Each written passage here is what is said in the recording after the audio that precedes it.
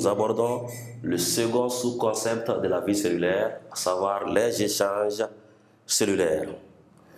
Toute cellule vivante échange avec son milieu ambiant en permanence de l'eau indispensable à sa survie, mais aussi diverses substances organiques ou minérales, et le comportement des cellules dans des milieux de concentration différentes. Observation chez les cellules végétales. Des photographies de cellules végétales observées au microscope optique après montage dans des milieux de concentration différentes.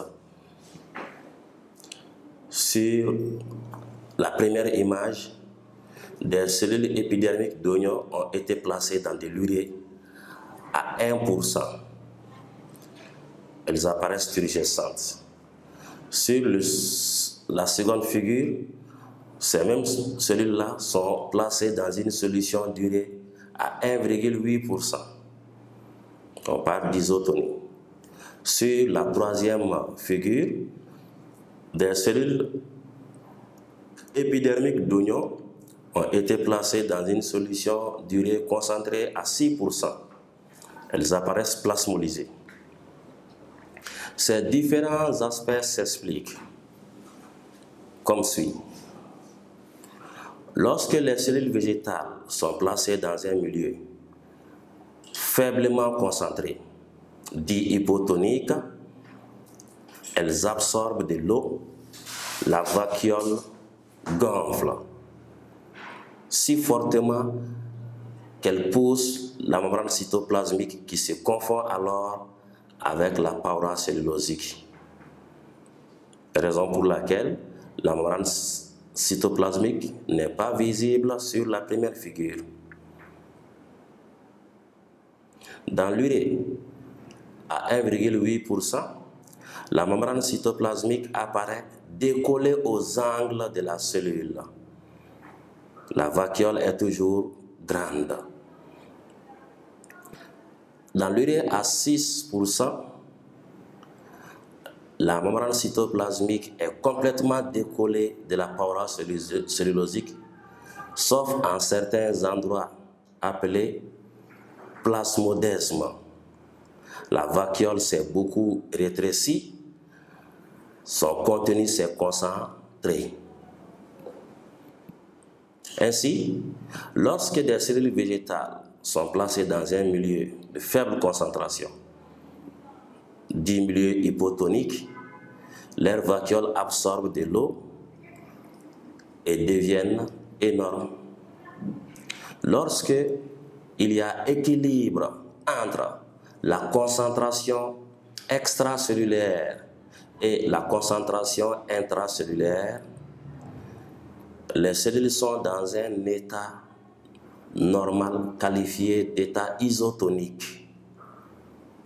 Lorsque la concentration extracellulaire est élevée par rapport à la concentration intracellulaire, la cellule perd de l'eau, sa vacuole se rétrécit, on dit qu'elle est plasmolysée. Ainsi, la turgescence est alors l'absorption d'eau par une cellule dans un milieu hypotonique. L'isotonie est l'équilibre moléculaire de deux solutions séparées par une membrane perméable, à savoir les membranes biologiques sont toujours des membranes perméables. La plasmolyse est la perte d'eau par une cellule placée dans un milieu hypertonique. 2. Observation sur les cellules animales.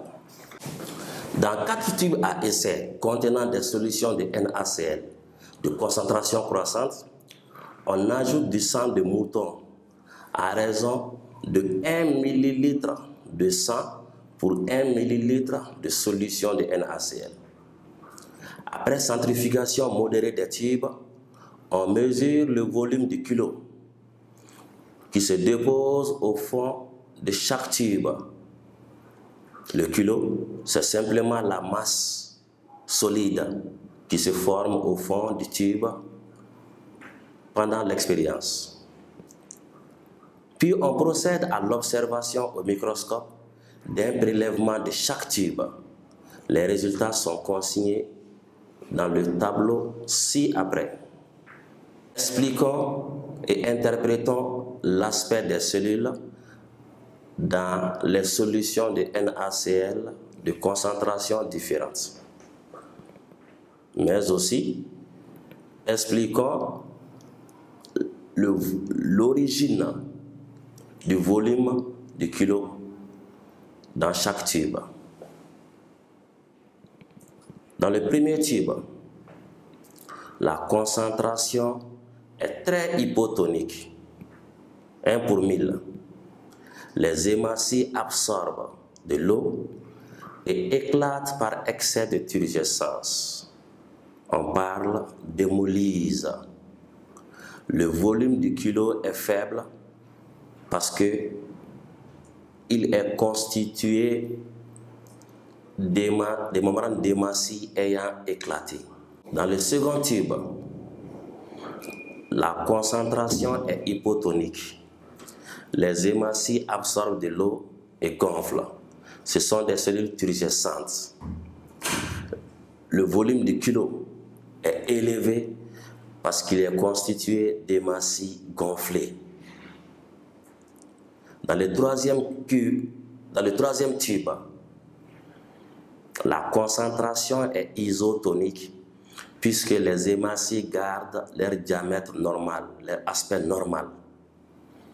Le volume du kilo est important.